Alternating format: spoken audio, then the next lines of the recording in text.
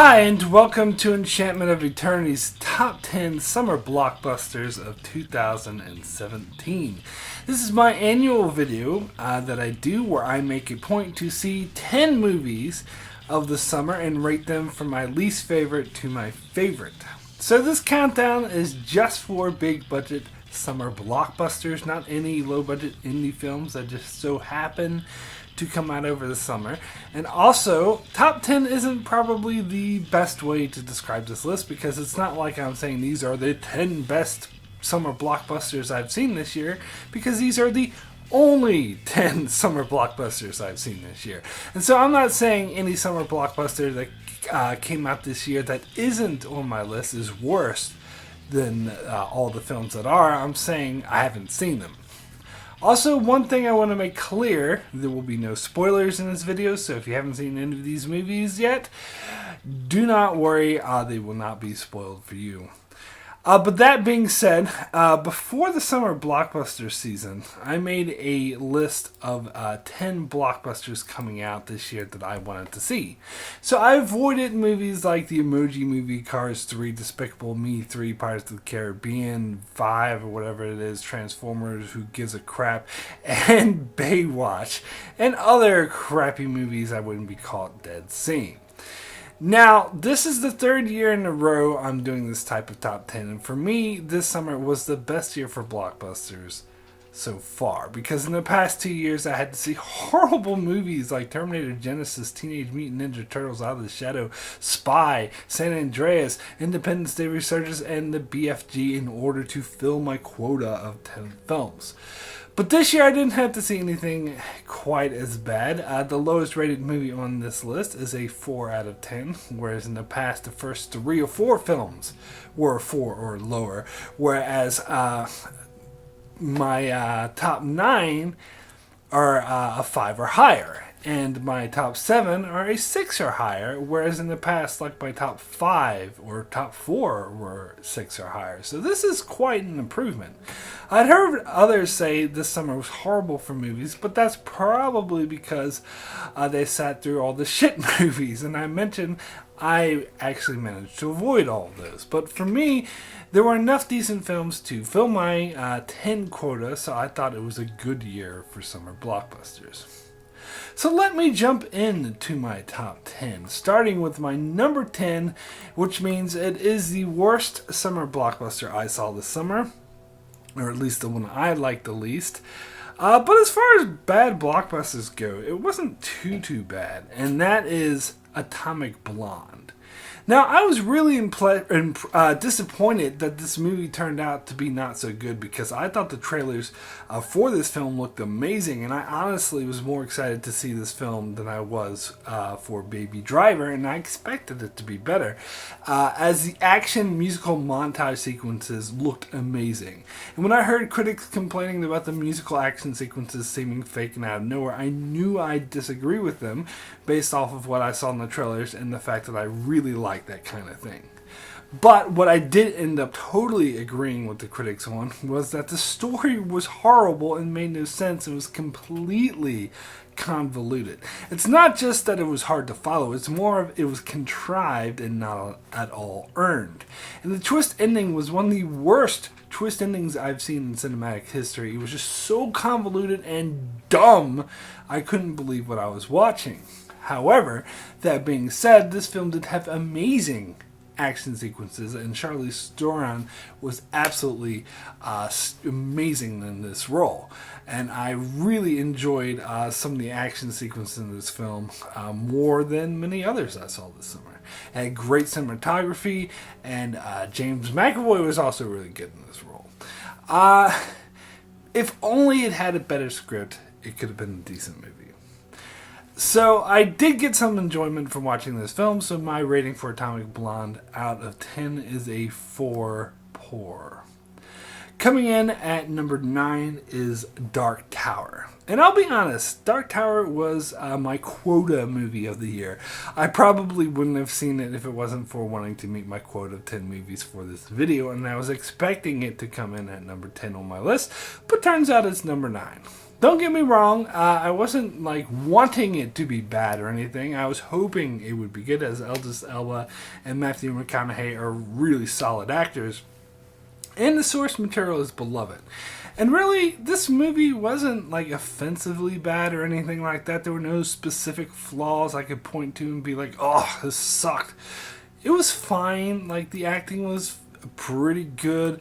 But it felt rushed. It was obvious they were trying to cram too much material into an hour-and-a-half movie. I mean, an hour-and-a-half is short for a movie based off of a series of novels. But I was actually thankful for the short runtime because I wasn't really invested in the story very much. None of the characters felt fleshed out, nor was the world building particularly effective. It felt more like just a bland series of events with no real characters. But it was entertaining in that regard, and it was just not much behind it. So it's the kind of movie you'd watch on a plane, or if you're homesick with nothing better to do, or something like that. It's not bad, it's just forgettable. So my rating for Dark Tower out of 10 is a 5 average. Coming in at number 8 is Baby Driver. Now, Baby Driver was a highly anticipated movie of the summer, and many apparently love this movie and considered it one of the best, if not the best, of the summer, so they might disagree with my placing on this list so low. The main thing I hear about this movie is Edgar Wright. Edgar Wright. And don't get me wrong, I have nothing against Edgar Wright. I like a lot of his movies, particularly Scott Pilgrim vs. the World. But I don't think he's a super genius or that everything he does turns to gold. And I'll be honest, the trailers for this film didn't look all that appealing. But when I went in and I started watching it, I was impressed. It had cool style. It was really engaging, the type of movie that grabs you from the beginning. But here's the thing, and I don't always do this when watching a movie, but when I was watching this movie, I started thinking of what rating I would give it. And for the first quarter of the movie, it started out as an 8, as I was really enjoying myself. But then, when we got more toward the halfway point, it started to drag a bit, so it kind of dropped to a 7. And then the third act started. And I'll be honest, the third act started good, particularly with an event involving Jamie Foxx's character, which I thought, wow, that's amazing. But after that, it really started to go downhill, so I dropped my rating to a 6. But by the end of the third act, it just got ridiculous with an ending I felt that was way over the top. The characters didn't really make any sense, and they threw in this unnecessary epilogue. So it then dropped down to a 5 for me. It started really good, but just progressively it just got worse, and the ending kind of ruined it, to be honest. And it's funny because none of the reviews I watched for this movie complained or even mentioned the ending. Some complained, that the romance with the main character was unbelievable. I didn't really mind that. That was fine. It was the ending that I thought it was just silly and over the top. So my rating for Baby Driver, as I mentioned, is a 5 average. So then we come to my number 7, which is Alien Covenant. Now, I'm not a huge Ridley Scott fan, and as I haven't been quiet about on my channel before, I actually much prefer Aliens to Alien. And I'm still upset over the fact that Scott was shut down the Neil Blomkamp Aliens sequel, as I would have much would have rather seen that than more stupid Alien prequels. I mean, really, do we really need to see the origins of the Xenomorph? That doesn't really seem like something that actually needs to be explained. But I'm a sucker for the Alien franchise, so I went and saw it, and I didn't think it was too bad. I mostly found it more entertaining than Prometheus, and a hell of a lot less pretentious. And the thing was, I felt the horror was mostly earned, and the tone of the film was effectively creepy. And the main thing that I was absolutely blown away by was the action sequences, especially the ones towards the end of the film, like the one with the alien on the ship, crawling on top of the ship as it was rising in the atmosphere. It was amazing. Watching it, I thought, now this is the Alien franchise that I love. I hadn't seen action sequences this good in an Alien film since Aliens. And though they were extremely effective and thrilling, I was just like, wow, this is like, it gave me that feeling that I got when I watched Aliens for the first time.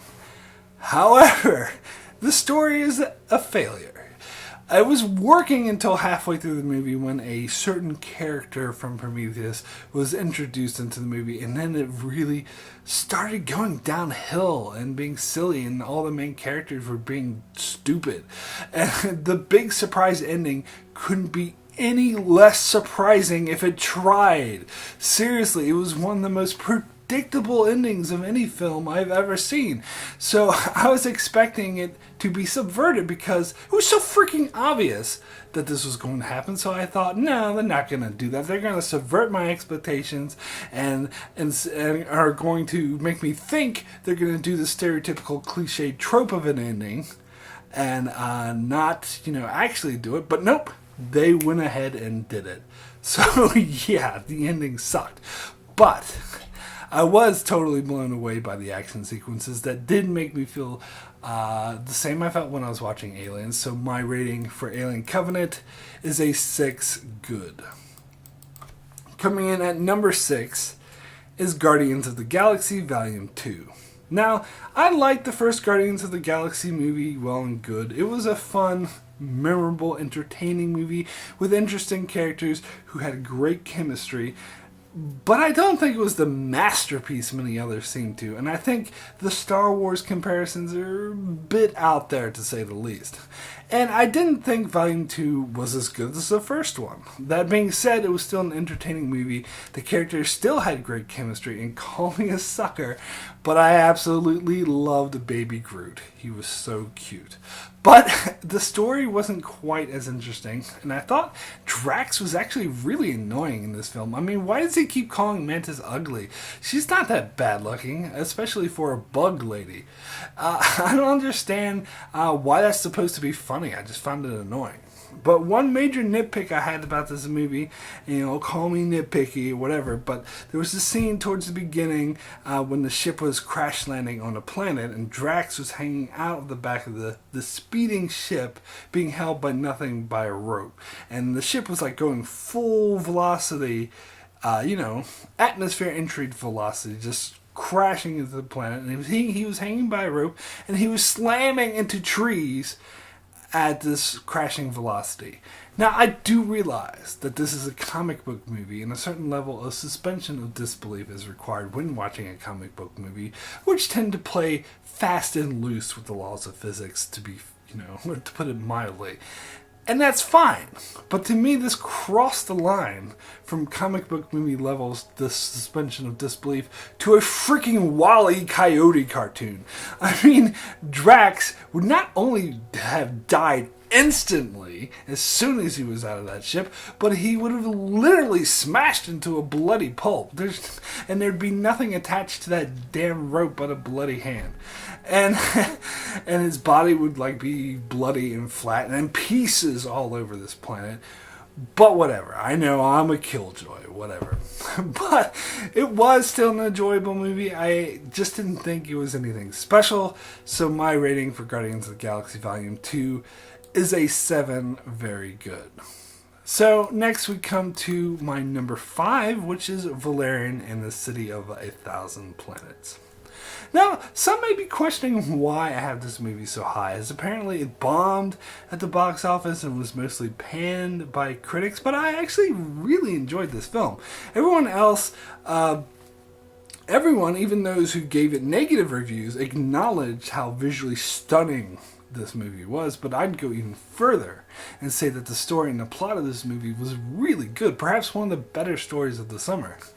So great visual effects, and interesting and a well-executed story that really grabbed you and engaged you and kept you right there in suspense and interested throughout the movie. So it must be a great movie then, right? Well, here's the thing. Casting is actually quite an important aspect of filmmaking. You hear this cliche where directors will congratulate their actors and talk about how important casting is, and we cast this movie just right. And you think, oh, they're just being self-congratulatory. But they actually have a point. Casting is a very important thing, and unfortunately this film is a prime example on how bad casting can negatively affect a good film. The two leads, particularly that of the title character Valerian, were incredibly miscast. Watching this film and listening to the dialogue, it seemed apparent that this character was intended to be charismatic and likable, but he does not come off that way one bit. Now, he isn't a bad actor. He's actually a pretty good actor, but he just doesn't fit this role at all. And it was some of the worst casting that I've ever seen. I didn't buy the chemistry between the two leads at all, and it was really distracting. But other than that, I really enjoyed the film. I thought the world building was very effective. I thought the story was engaging. The action pieces were suspenseful.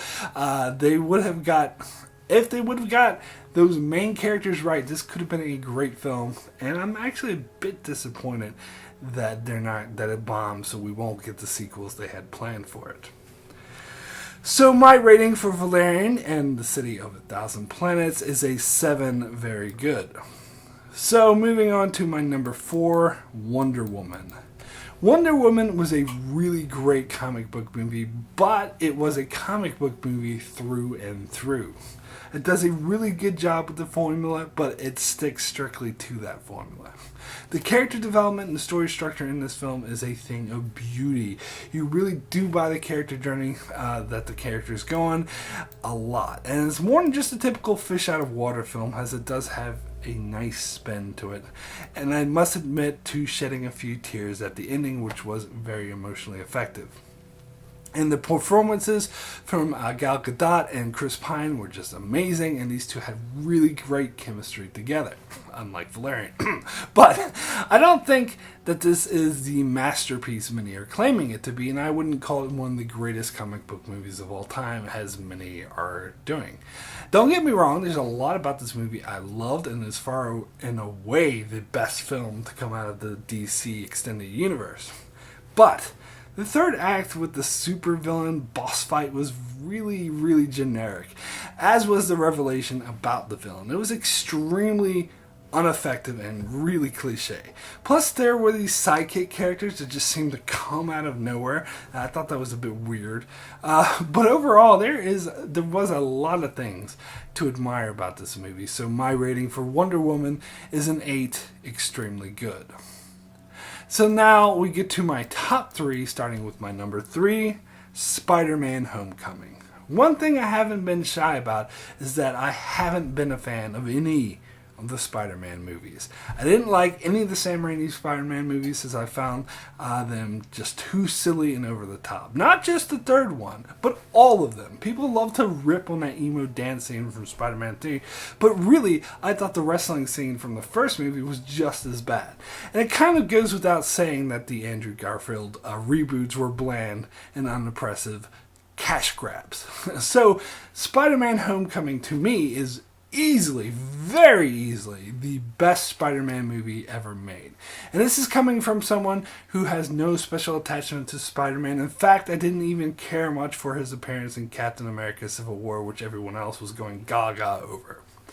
However, I love this film for its own merits, as it had a more down-to-earth feel than most other Marvel movies, and it also wasn't guilty, like other Marvel movies have been, of having like too over-the-top hokey action sequences. I love how the stakes in this film were low, and that Earth wasn't in danger from aliens, nor was there like 100-year-old grand conspiracy attempting to take down the government. It was simply an arms dealer who was stealing some technology. I love that, as the focus was less on, ooh, Earth is in peril, and more on the character journey of Peter Parker and his attempts to make peace with his high school life and his superhero life, and try to balance the two while trying to prove himself as a worthy hero.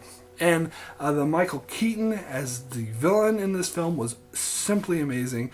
It was a down-to-earth villain you could understand and identify with, but still want to see defeated. is this type of relatable character story, just combined with a effective sense of humor that made this film so good. However, I did find that the high school storyline felt a bit short, as it was never felt like fully developed, like they were going for a Breakfast Club vibe but never quite got there. Plus, there were a couple of moments that were all too telegraphed setups for future films, with revelations certain characters are actually characters we know from the comics, and I found that really cheesy and forced. However, still an enjoyable film and one of the better comic book movies to come out in a while, so my rating for SpiderMan Homecoming is an 8, extremely good. Coming in at number 2 is Dunkirk. Now, it's no secret that I'm a huge Christopher Nolan fan, and I know some will accuse me of liking this movie simply because he did it, but nothing could be further from the truth, as I am not one who thinks he can do no wrong, as I've been on the record saying that Insomnia was not a good movie, and that his most popular and beloved movie, I feel, is highly overrated. So I most certainly think he can do wrong, and I wasn't sure coming into this film whether or not this would be a hit or a miss. But I have to say I was thoroughly impressed and thought this film was brilliant at doing what it set out to do. It didn't set out to be a sweeping war epic nor an intricate character study. It was simply a snippet in time showcasing the moments of a specific event in history, and it does this amazingly well. Some critics complained about the fact that we didn't get any elaborate backstories or the characters, and said that it made it hard for them to identify or care what happens to the characters, and I could not disagree more. I was fully invested in these characters and cared about them and thought I got to know them well enough through their actions. No backstory required. In fact, the few characters we did get a bit of a backstory on, I actually related to them less than the characters we did get no backstory on. And although I wouldn't call it a war epic like Saving Private Ryan or Braveheart, it was still incredibly engaging and extremely well constructed, and actually quite impressive how emotionally impactful it managed to be when exploring just this one moment in time. And some people even complained about the non-linear use in the film, but I thought it was absolutely brilliant. So my rating for Dunkirk is a 9, excellent. And my number 1 favorite summer blockbuster of 2017 is War for the Planet of the Apes. I was surprised that these Planet of the Apes prequels actually turned out to be good, but not only good, but they kept getting better. I really enjoyed the previous installment, Dawn, as it was one of my favorite movies of 2014, but I did have some issues with it, as I thought the action was a bit over the top and the story kind of wavered in parts. But War for the Planet of the Apes is easily my favorite film of the trilogy, and overall I was totally blown away by it. Despite the title of the film, it actually featured very little action and was more of a slow-paced character drama than an action suspense film, and it was executed so well. It was the first of the Ape movies that focused almost entirely on the ape characters rather than any of the human characters. Other than one silent supporting character, all the humans in this film were the villains, and we identified and cared more about the apes in this film. And that's right, we felt more affinity for CGI creatures than we did for the actual humans, and they did such an absolute amazing job fleshing out these characters. And I must say I shed a few tears during this film more than once, as it had some really heart-wrenching moments that were incredibly well earned. And the villains in this film were amazing and believable, particularly Woody Harrelson. He put on a master performance. While the film was slow-paced at times, it overall told a powerful character-based story with effective themes of the need for revenge and the consequences of revenge, and what the desire for survival could do to a person, and learning to appreciate people for who they are. The film features many amazing moments I would refer to as art house, as they were beautifully crafted and filmed. War for the Planet of the Apes was an absolute brilliant film. In my opinion, it deserves an Oscar nomination. So my rating for War of the Planet of the Apes is a 9 excellent. So that's it for my top 10 summer blockbusters of 2017. I will return at the end of the year with my top 10 favorite films of 2017. In the meantime, I will continue to make videos on a variety of shows like Game of Thrones, Star Trek, and more. So be sure to subscribe so you can keep up with all of that. And thanks a lot for watching.